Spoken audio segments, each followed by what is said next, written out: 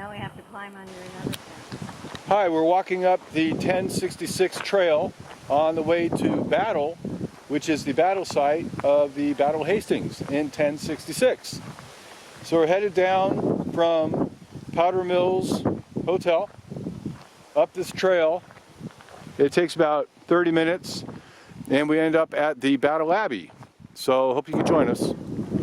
Here's some horses at the 1066 trail as we walk up the trail on the road to Battle.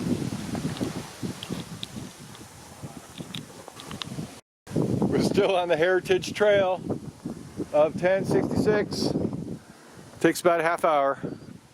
Hi!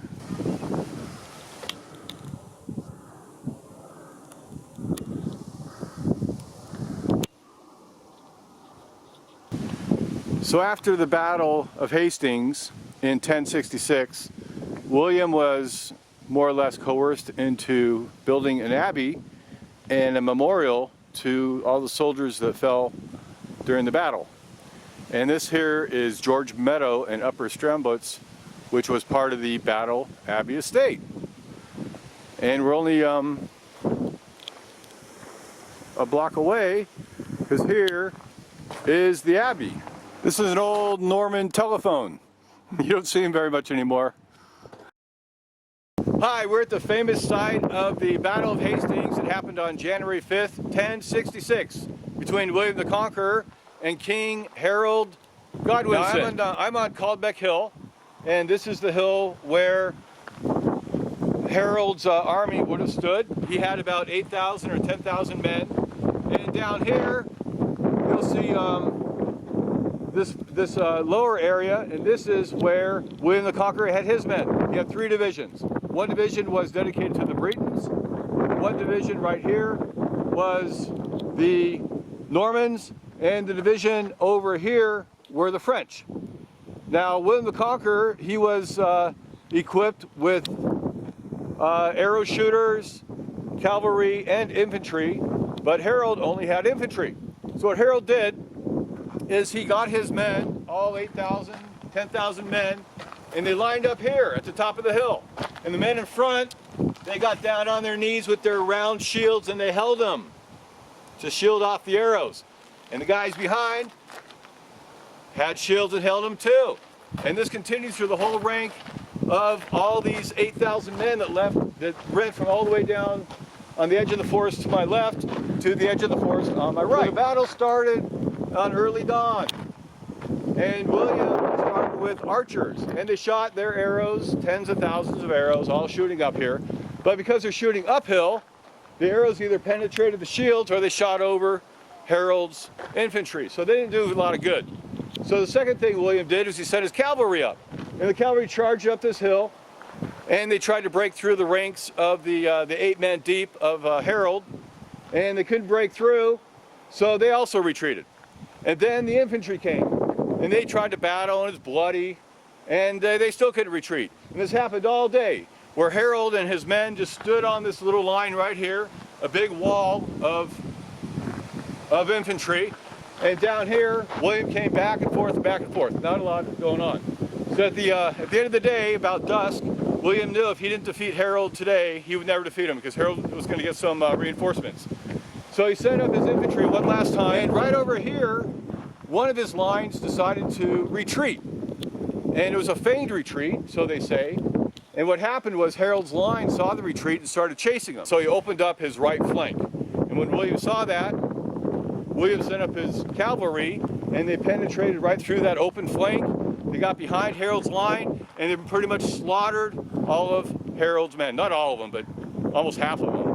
They say at least 4,000 of Harold's men died, and maybe 2,000 of William's men died.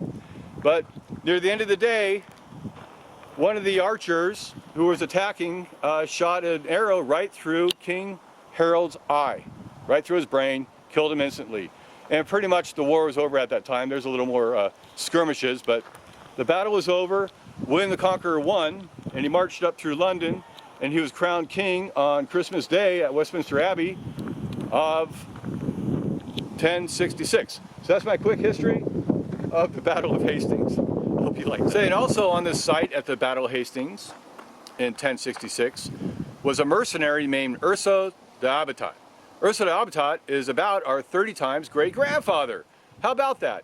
And he fought miraculously on this field, and as a reward, William the Conqueror gave him the sheriff assignment at Worcester. Alright, so after the battle, and William won the battle, in the year 1070, he was coerced into building a monument here. He didn't really want to, but he was coerced into it, and he built a monument, a Catholic monument for monks. And this became a monastery in 1070, and what you're looking at here is the dormitories that were built for the monks. And at one time there were supposed to be about 140 monks that lived here. During the Great Plague of the 14th century, a lot of them died, so they ended up with maybe 40 or 60 monks at one time. But what's interesting here is this little channel right here. This is the latrine. This is the toilet. So the monks would do their stuff up in their dormitories up here, and it'd all come down here and flow through this little channel down the hill and into the valley. So that's the old plumbing of the old monk days.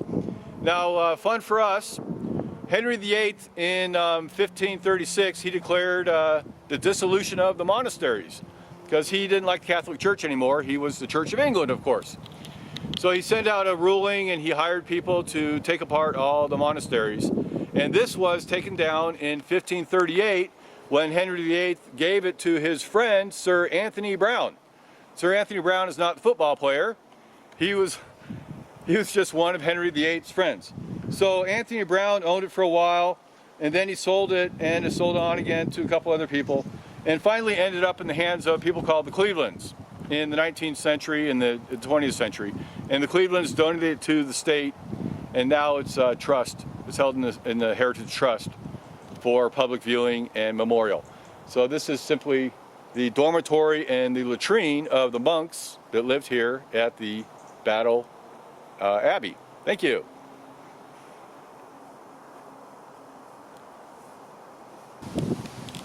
And here's another view of the dormitory for the monks. And down there is the back side of the latrine. Alright, we're at the orchard garden plot right behind the monastery. And in 1857, Mrs. Cleveland, I told you who took over the property, built a little orchard here. But more importantly, this is actually one of the battle sites where the Saxons were defending themselves against William the Conqueror. And there's not a lot of remains or relics we can find, but we do find, some orchard here from Mrs. Cleveland from 1800s.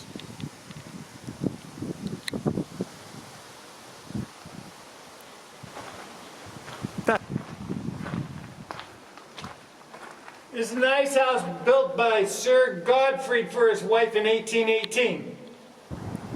This here is the Abbey crypt, built in the 13th century.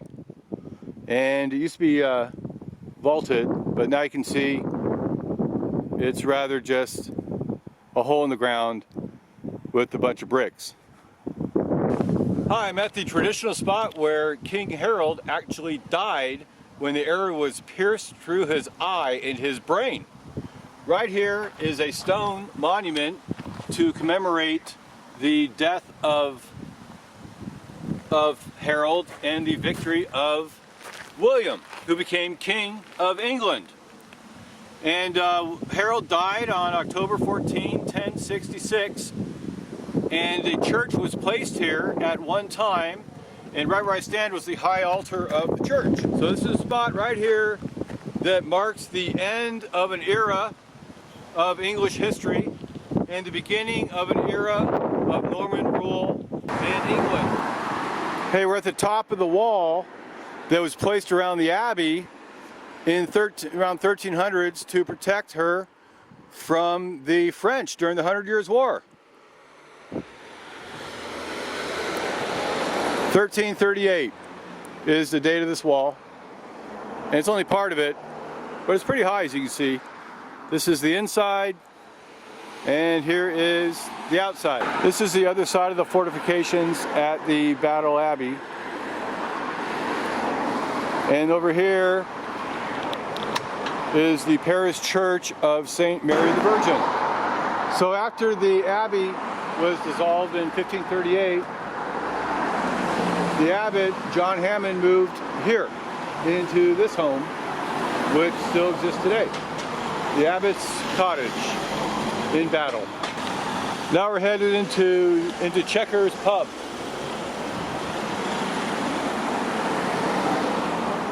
How's your food? Very good. What you got?